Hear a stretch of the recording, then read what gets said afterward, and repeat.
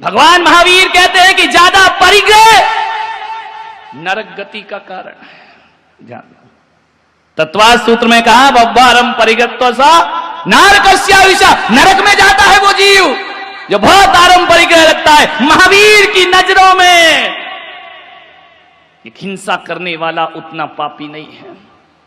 महावीर की नजरों में चोरी करने वाला उतना पापी नहीं है। महावीर की नजरों में झूठ बोलने वाला भी उतना बड़ा पापी नहीं।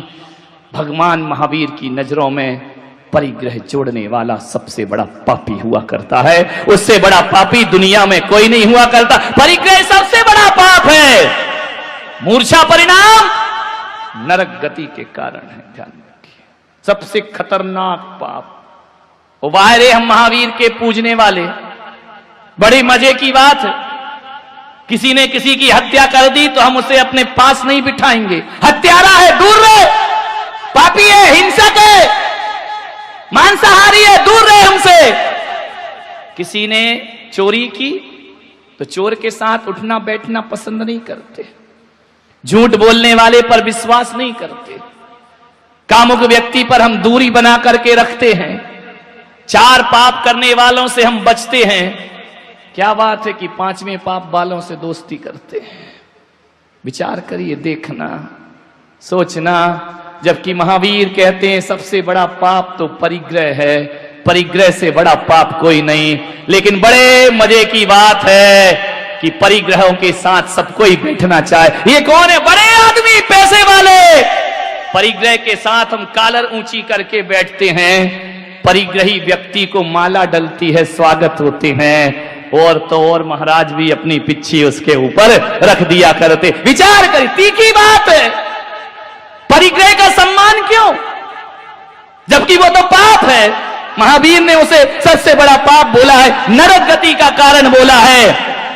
बताओ फिर परिग्रहियों को मालाएं क्यों पहनाई जाती हैं? परिग्रहों का सत्कार क्यों होता है? परिग्रहियों को, एक गरीब है तो पीछे है, अमीर है तो आगे है। वो महावीर कह रहे हैं इससे बड़ा पापी दुनिया में कोई दूसरा नहीं हो सकता है। ध्यान रखिए, परिग्रह पांचवा पाप है। तालियां मिलती हैं उसे, मालाएं मिलती हैं उसे, सम्मान मिलता है उसे, प्रशस्ति पत्र मिलते हैं, सम्मान पत्र लटकाए जाते हैं।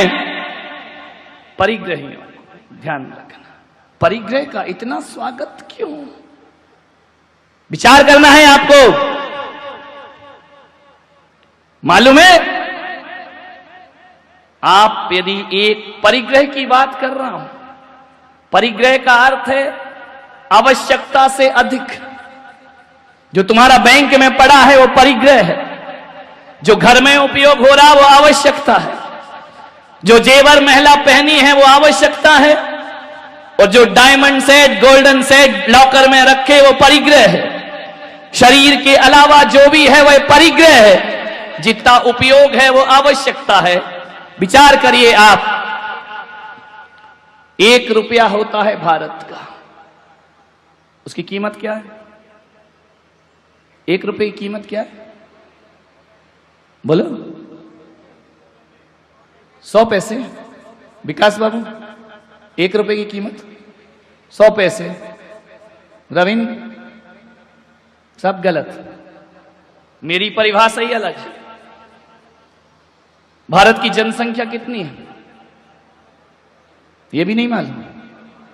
125 करोड़, 125 करोड़। समझना, मेरी नजरों में 1 रुपए की कीमत 100 पैसे नहीं होती है। मेरी नजरों में 1 रुपए की कीमत 125 करोड़ रुपए हुआ करती है। ध्यान रखिए, भारत का 1 रुपया 125 करोड़ उसकी कीमत है। क्योंकि भारत का 1 रुपया, एक सिक्का जब टकसाल से निकलता है और एक हाथ से दूसरे हाथ में और 125 करोड़ के हाथ में जाता है उसकी कीमत 125 करोड़ रुपए हो जाया करती है। 125 करोड़ लोगों की आवश्यकता की पूर्ति करता है वह। 125 करोड़ लोगों के हाथ में जाएगा, 125 करोड़ लोगों की आवश्यकता पूर्ति करेगा। इसलिए वह 1 रुपया जो है उसका 125 करोड़ मूल्य अपने आप हो जाया करता। विचार करना है आपको।